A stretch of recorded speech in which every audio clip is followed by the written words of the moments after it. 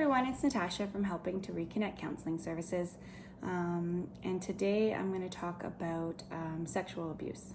So my topic is going to cover like a range of things. So not just childhood sexual abuse, but also kind of sexual assaults and everything like that. So I have been getting a lot of clients lately that are coming in for sexual assault or childhood sexual abuse. And it's kind of a hot topic, I guess, on Netflix right now and in the media, because if anybody watches Netflix and seen the R. Kelly documentary or seen the Epstein documentary, it's kind of just in the forefront of everybody's faces. But this isn't something that's a new phenomenon. This isn't something that's all of a sudden just happening. This is something that's been going on for years, for decades. And it just really hasn't been addressed. And what's so powerful about the Netflix episodes is that all the victims are kind of coming out and saying what happened to them. So people are not kind of feeling alone. So if you look at it in everyday life, a lot of the clients that I see, I would say 95% of the clients have never reported it to anybody. So what ends up happening is that people also often feel embarrassed about what happened to them, or they don't really want to disclose what happened to them because they worry that people won't believe them. They're worried about if, it is reported to the police or something happens, then it's going to be investigated and they're going to have to answer so many questions and relive it. And if people don't believe them, then what does that say about them? So most of the time it isn't reported.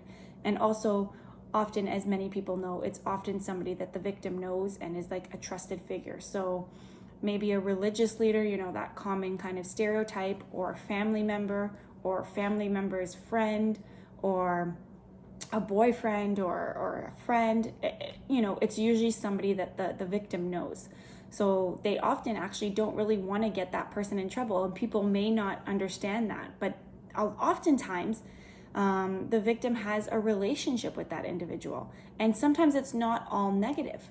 Sometimes there's also positive associations, so they don't really want to get that person into trouble. And a lot of people that have been through sexual assaults, sometimes they kind of compartmentalize. So they put what happened to them in like a little box and then put it away. And most of the time people remember, but sometimes they don't, and they experience dissociative amnesia. But other times, people do remember everything that happened to them. And sometimes people just want to kind of put it away and not really want to reflect on the impact that it had on their life. Because by reflecting on the impact that it had on their life, it makes them realize, hey, like this really happened to me, and acknowledge it. And just the acknowledging it on its own is very difficult. So oftentimes people go through their life, say everything's okay and kind of minimize in their own mind what happened to them, because they very much want to be okay. And oftentimes, people talk about like post-traumatic stress. So people think if I'm not having nightmares, if I'm not like experiencing these post-traumatic stress symptoms where I'm having flashbacks or panic attacks, then I must be okay. Maybe it didn't impact me that much. But the behaviors come out in other ways.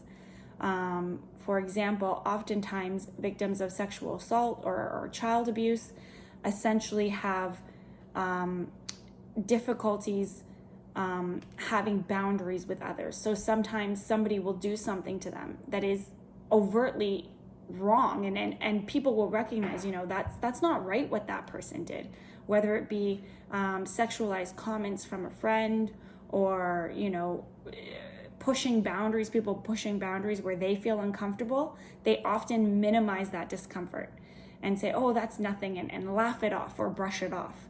Whereas somebody maybe who hasn't been a victim of sexual assault or a victim of childhood abuse will often call that person out and say, hey, like, I didn't like that you did that to me. I'm not comfortable. Or they'll acknowledge that discomfort. Whereas victims will often minimize that discomfort and kind of brush it off and pretend that it was nothing. Other things that you might see are kind of diminished self-worth, and that could come out in obvious ways where that person acknowledges that they don't kind of, that they have low self-esteem, and it's acknowledged. And in other ways, it's through maybe some emotional eating. Other times it's where they'll put themselves in situations where they're devalued, like an abusive relationship is one that's obvious, or just, put themselves in situations where their worth is not, they're not confident in themselves. And often that confidence stems from things that have happened when they were younger or due to the assault. Other things that you might see is sometimes they self-sabotage. So they'll have this goal in mind that they want to achieve. And, all of a sudden they just feel like they can't meet it. They know what they need to do to get to that goal.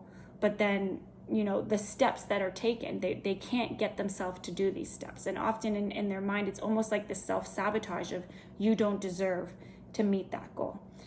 So oftentimes I work with the individuals that come here, and the ones that are ready for counseling, they're in the stage where they generally acknowledge that something is going on, and they're not behaving in a way that is making them successful in some way, or there's something that's holding them back, and they're ready to kind of address that.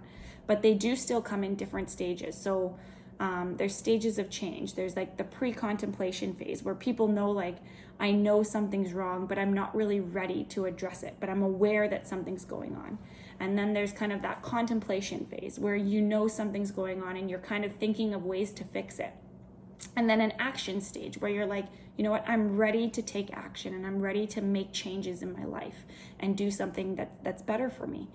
But, I work with people at all different stages and kind of meet them where they're at, and we work through those stages together. But it's a very rewarding process. And I hope that for those of you watching it, if you have been victims of sexual assault or childhood abuse, it's very important for you guys to get counseling and get that support, and reach out, and don't be ashamed. Don't feel guilty. You don't need to feel those things. I know that me saying that is not going to take that away, but I just want to, hopefully you acknowledge that. And we're here to kind of support you. And when I talk about like sexual assault and childhood abuse, I want you to be aware it's not just women, it happens to men as well. And, either way, reach out. We're here to support you, and we're here. Take care.